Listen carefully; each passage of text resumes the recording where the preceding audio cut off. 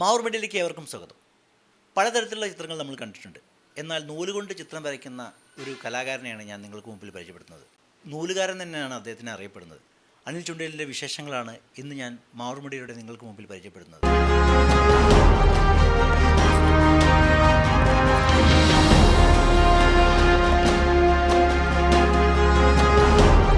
അനിൽ എത്ര വർഷമായി ഈ മേഖലയിൽ കടന്നു വന്നിട്ട്?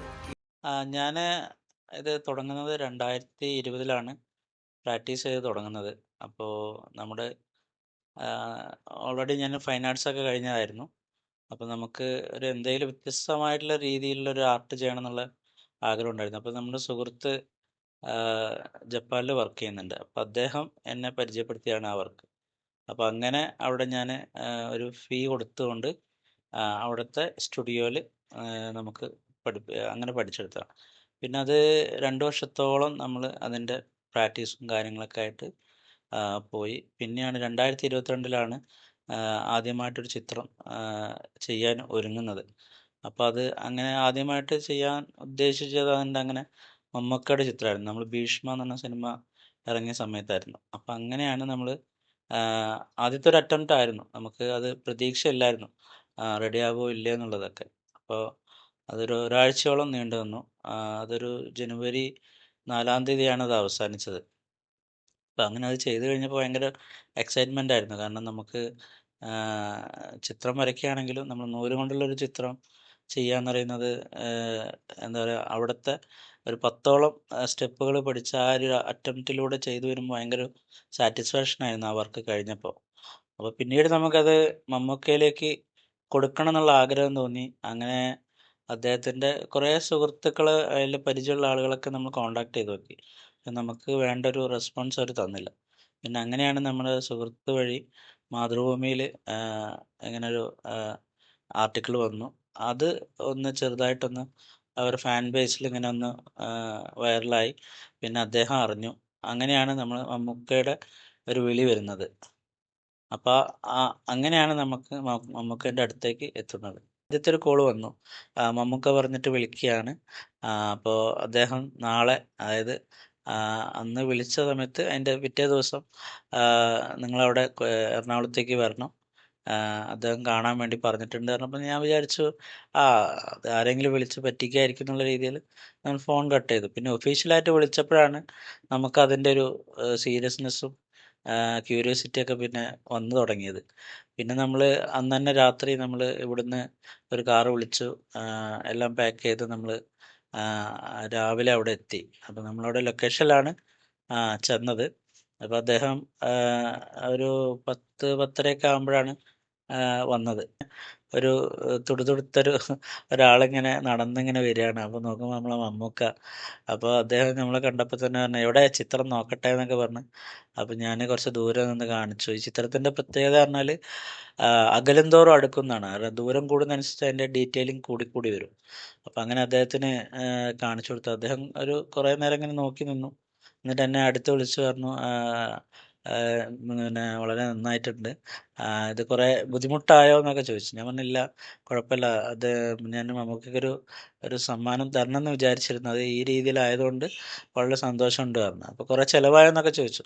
അപ്പം ഞാൻ പറഞ്ഞു അത് കുഴപ്പമൊന്നുമില്ല, ഈ പിന്നെ എന്താ പറയുക, മമ്മൂക്കേനെ കാണാൻ പറ്റുന്ന തന്നെ വലിയൊരു കാര്യമാണെന്നുള്ള രീതിയിൽ. കാരണം ഒരു കലാകാരൻ എന്ന രീതിയിൽ അദ്ദേഹം ഭയങ്കര സപ്പോർട്ടിങ് ആണ്. കാരണം നമുക്ക് ആ ഒരു ത്രെഡ് അദ്ദേഹം മേടിച്ചില്ലെങ്കിൽ ഇപ്പോഴും ഈ ഒരു ഇൻ്റർവ്യൂ ചിലപ്പോൾ നമുക്ക് ചെയ്യാൻ പറ്റില്ല എന്ന് ഞാൻ മനസ്സിൽ വിചാരിക്കുന്നു. അപ്പോൾ അങ്ങനെ അദ്ദേഹം ഒരു 15 മിനിറ്റോളം നമ്മളോട് സംസാരിച്ചു, സിനിമാ വിശേഷങ്ങൾ സംസാരിച്ചു. പിന്നെ ഞാൻ അദ്ദേഹത്തിനോട് പറഞ്ഞു അദ്ദേഹത്തിൻ്റെ ഒരു ത്രെഡ് ആർട്ട് എക്സിബിഷൻ ചെയ്യാനുള്ള ഒരു എൻ്റെ ഒരു ആശയങ്ങളൊക്കെ സംസാരിച്ചു. അപ്പോൾ അദ്ദേഹം പൂർണ്ണ പിന്തുണ നൽകി. അദ്ദേഹം വരാമെന്ന് നമ്മൾ ഒരു സമ്മതം തന്നിട്ടുണ്ട്. അപ്പോൾ അത് എക്സിബിഷൻ ആദ്യമായിട്ട് ചെയ്യാൻ ഉദ്ദേശിക്കുന്നത് കൊച്ചിയിലാണ്. അപ്പോൾ അദ്ദേഹത്തിന് നേരിട്ട് കാണിച്ചു കൊടുത്ത് ബാക്കിയുള്ള ജില്ലകളിലൊക്കെ ചെയ്യണമെന്നാണ് ആഗ്രഹം. നമ്മൾ മമ്മൂക്കയ്ക്ക് കൊടുത്തതിന് ശേഷം ഭയങ്കര ഒരു സ്വീകാര്യതയാണ് ത്രെഡ് ആർട്ടിന് ലഭിച്ചത്. അപ്പോൾ അത് കഴിഞ്ഞ് ഞാൻ മഴവിൽ മനോരമയിൽ ഗസ്റ്റായിട്ട് നമ്മൾ പോയിരുന്നു. ഒരു സർപ്രൈസ് ഗിഫ്റ്റ് എന്ന രീതിയിൽ ഒരു ചിരി ഇരുചിരി ബമ്പർ ചിരിയിൽ ഞാൻ പങ്കെടുത്തിരുന്നു. അപ്പോൾ അതിലുള്ള ആർട്ടിസ്റ്റുകൾക്ക് ഗിഫ്റ്റായിട്ട് കൊടുക്കുന്ന രീതിയിൽ അവിടുത്തെ ഒരു ചിരി ഇരുചിരി ബമ്പർച്ചിരിയിലെ ടീം അംഗങ്ങളും ഞാനും തമ്മിൽ ഒരു ടൈപ്പായിട്ട് നമുക്ക് അങ്ങനെ ചെയ്യാൻ കഴിഞ്ഞിരുന്നു. അതുപോലെ തന്നെ 2018 സിനിമയുടെ സെലിബ്രേഷൻ 200 കോടിയുടെ സെലിബ്രേഷനിൽ ഗസ്റ്റായിട്ട് പോയിരുന്നു. അതിൽ ടൊവിനോ തോമസ്, ആസിഫ് അലി, കുഞ്ചാക്കോ ബോബന്, പിന്നെ പ്രൊഡ്യൂസർ, ഡയറക്ടർ, അങ്ങനത്തെ കുറച്ച് ആളുകൾക്ക് ത്രെഡ് ആർട്ട് നൽകാൻ സാധിച്ചിട്ടുണ്ടായിരുന്നു. ഏകദേശം ഒരു 35,000 രൂപേൻ്റെ അടുത്ത് നമുക്കൊരു എക്സ്പെൻസ് വരുന്നുണ്ട് ആ ഒരൊറ്റ ചിത്രത്തിന്. പക്ഷെ നമ്മളത് അതിൻ്റെ ഹാർഡ് വർക്കും നമ്മൾ വർക്ക് ചെയ്യുന്നൊരു ഹാർഡ് വർക്കും പിന്നെ അതിൻ്റെ ക്യാൻവാസ്, അതിൻ്റെ മേക്കിംഗ് ചാർജ് അതിൻ്റെ ഒരു പകുതിയോളം, പിന്നെ നമ്മളെ എഫേർട്ടിനുള്ള ഒരു എമൗണ്ടാണ് അതിൽ വരുന്നത്. അത് ബാംഗ്ലൂരിലേക്കായിരുന്നു. അതൊരു ചെറിയൊരു ബർത്ത്ഡേ സെലിബ്രേഷന് വേണ്ടിയിട്ട് നമ്മൾ കൊടുത്തായിരുന്നു. അതുപോലെ തന്നെ നമുക്ക് ബഹ്റൈനിൽ പോയിട്ടുണ്ട്, ഖത്തറിൽ പോയിട്ടുണ്ട്, പിന്നെ കേരളത്തിലെ എല്ലാ ജില്ലയിലും പോയിട്ടുണ്ട്. പിന്നെ ഏറ്റവും വലിയ സന്തോഷം എന്ന് പറയുന്നത് നമ്മുടെ കെനിയയിലേക്ക് ഒരു വർക്ക് നമ്മുടെ ഒരു മലയാളി ഇവിടുന്ന് ഒരു ബർത്ത്ഡേ ഗിഫ്റ്റായിട്ട് അങ്ങോട്ട് അയച്ചിട്ടുണ്ട്. അപ്പോൾ അത് വലിയൊരു കാര്യമാണ്. നമ്മൾ ആ ഒരു ത്രെഡ് ആർട്ടിൻ്റെ ഒരു സ്വീകാര്യത, ക്വാളിറ്റി കീപ്പ് ചെയ്തുകൊണ്ട് നമ്മൾ ചെയ്തു കൊടുക്കുന്നതുകൊണ്ട് മാക്സിമം എല്ലാ ആളുകളിലേക്കും എത്തിക്കാൻ പറ്റുന്നുണ്ട്. വീട് സ്വന്തം സ്വദേശം വയനാടാണ്. വയനാട് ചുണ്ടേൽ. അവിടെയാണ് ഞാനിപ്പോൾ ഇവിടെ സിനിമയുടെ VFX CGI വർക്ക് സംബന്ധമായിട്ട് ഞാനിവിടെ 11 വർഷമായിട്ട് ഇപ്പോൾ ഇവിടെ കൊടിയത്തൂർ ചെറുവാടിയിലാണ് താമസിക്കുന്നത്. ത്രെഡ് ആർട്ട് അല്ലാതെ ഞാൻ ഫൈൻ ആർട്സ് കഴിഞ്ഞിരുന്നു. പക്ഷെ ഞാൻ ഈ സിനിമാ മേഖലയിലേക്ക് കമ്പ്യൂട്ടർ ഗ്രാഫിക്സ് അതിലേക്ക് വന്നതിന് ശേഷം വരകൾ കുറവാണ്. പക്ഷെ നമ്മളത് കമ്പ്യൂട്ടറിലേക്ക് നമ്മൾ വരച്ച് ചെയ്യാതെ അല്ലാതെ നമുക്ക് പോർട്രേറ്റ് അങ്ങനത്തെ കാര്യങ്ങളൊക്കെ ചെയ്യൽ കുറവാണ്. നമ്മൾ ത്രെഡ് ആർട്ട് ഇങ്ങനെ ഓരോ വർക്കുകൾ ചെയ്തുകൊണ്ടിരിക്കുമ്പോൾ നമുക്കൊരു അതിൽ നിന്നും വ്യത്യസ്തമായിട്ട് നമ്മൾ മറ്റുള്ളവർക്ക് എന്തൊക്കെ കൊടുക്കാൻ പറ്റും എന്നുള്ളൊരു കുറേ കാലത്തൊരു ഒരു നമ്മൾ ചിന്തകളിലേക്ക് മാറി മാറി മാറി വന്നിട്ട് അവസാനം ട്രാൻസ്പെറൻറ്റ് ത്രെഡ് ആർട്ട് എന്ന രീതിയിലേക്ക് നമ്മൾ മാറി. അതായത് നമ്മൾ പ്രതലം ഇല്ലാതെ നമ്മൾ ആദ്യത്തെ ത്രെഡ് ആർട്ട് ചെയ്യുകയാണെങ്കിൽ പ്ലൈവുഡിൽ അല്ലെങ്കിൽ വേറെ അങ്ങനത്തെ ഒരു വുഡിലൊക്കെ അതിലായിരിക്കും നമ്മൾ നെയിൽ ആണി അടിച്ചുകൊണ്ടുള്ള ചിത്രമാണ് ചെയ്യുന്നത്. അപ്പോൾ പ്രതലം ഇല്ലാതെ പ്ലൈവുഡൊന്നും ഇല്ലാതെ ഒരു എയറിൽ ആണിയും നൂലും നിൽക്കുന്ന രീതിയിലാണ് നമ്മൾ ചെയ്തത്. അപ്പോൾ അത് നമ്മൾ ലിക്വിഡ് ത്രെഡ് ആർട്ടും വേറെ പിന്നെ ലിക്വിഡും കൂടി ഉപയോഗിച്ച് അത് ആ ചിത്രത്തിലേക്ക് ഒഴിച്ച് നമ്മൾ പ്രതലമില്ലാതെ ഗ്ലാസിൻ്റെ ഉള്ളിൽ എങ്ങനെയാണോ ഒരു ചിത്രം ഉണ്ടാവുക ആ രീതിയിലാണ് നമ്മൾ ചിത്രം നിർമ്മിച്ചത്. അപ്പം നമ്മൾ ആദ്യമായിട്ട് ചെയ്ത ചിത്രം എന്ന് പറഞ്ഞാൽ അമിതാഭ് ബച്ചൻ്റെ ചിത്രമായിരുന്നു. അപ്പോൾ അദ്ദേഹത്തിൻ്റെ പിറന്നാൾ ദിനത്തിൽ നമുക്ക് അവിടെ കൊടുക്കാൻ പറ്റി എന്നുള്ളത് വലിയ കാര്യമാണ്. ഇല്ല, നമുക്ക് അവിടെ പോകാൻ പറ്റില്ല. ആ സമയത്ത് അവിടെ കർഫ്യൂ ആയിരുന്നു. അപ്പം നമുക്ക് അതിൻ്റെ സ്പോൺസർ ചെയ്ത മുത്തൂറ്റ് ഗ്രൂപ്പുണ്ട്, അവരാണ് നമുക്ക് ഇതിന് സ്പോൺസർ ചെയ്തത്. അപ്പോൾ അദ്ദേഹം അദ്ദേഹത്തിൻ്റെ ടീമുമാണ് അവിടെ പോയിട്ട് കൊടുത്തത്. മുത്തൂറ്റ് എന്ന് പറഞ്ഞാൽ നമ്മൾ വേറൊരു ക്ലയൻറ്റ് ഉണ്ടായിരുന്നു, കൊച്ചിയിലുള്ള വേറെ ക്ലയൻറ്റ് നമുക്ക് ഏൽപ്പിച്ചതായിരുന്നു ഈ വർക്ക്. അതെ അതെ, തീർച്ചയായും ത്രെഡ് ആർട്ട് കേരളത്തിൽ കുറവാണ്. കാരണം അത് കൂടുതലൊന്ന് എല്ലാ ആളുകളിലേക്ക് എത്തിക്കണം എന്ന് ആഗ്രഹമുണ്ട്. അപ്പോൾ അതിൻ്റെ ഒരു പണിപ്പുരയിലാണ്. നമ്മളൊരു വലിയൊരു ക്യാമ്പ് നടത്താനുള്ള പ്ലാനുണ്ട്.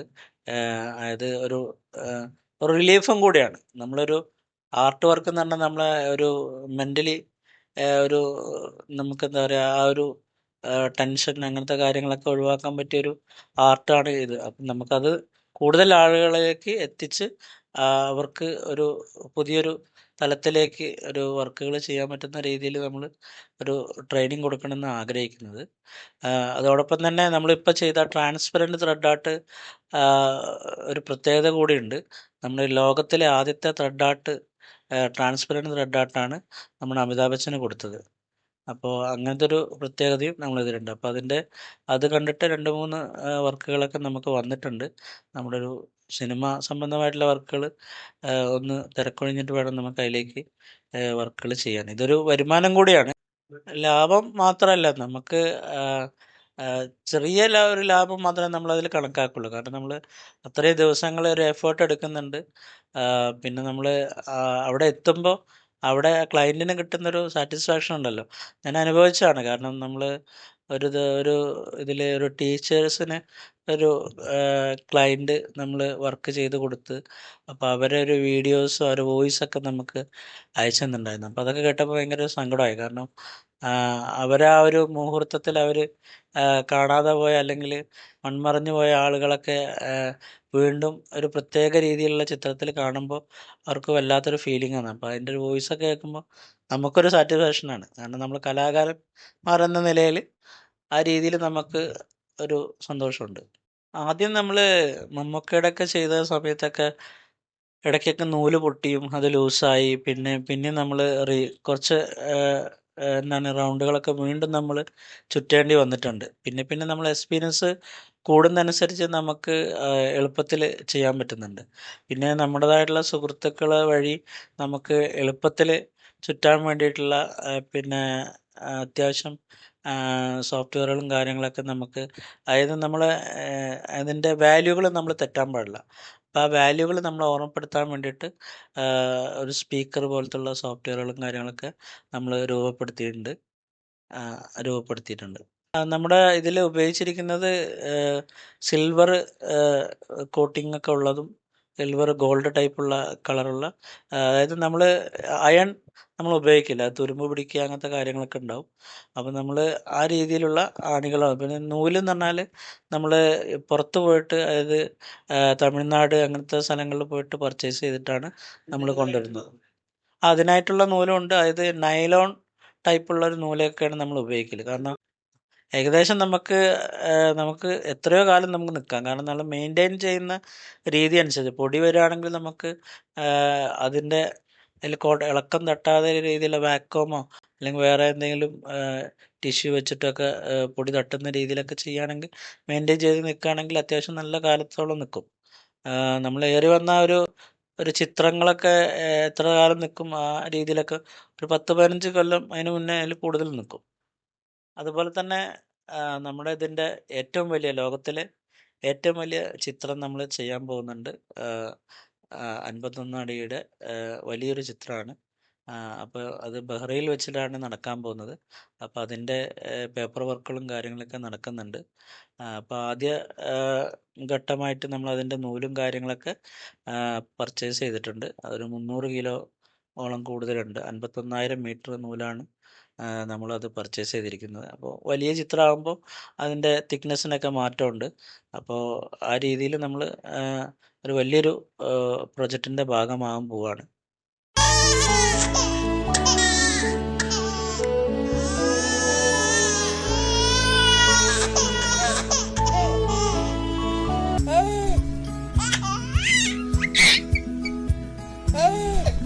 Invest your sleep on right mattress. Forwish mattress for healthy sleep.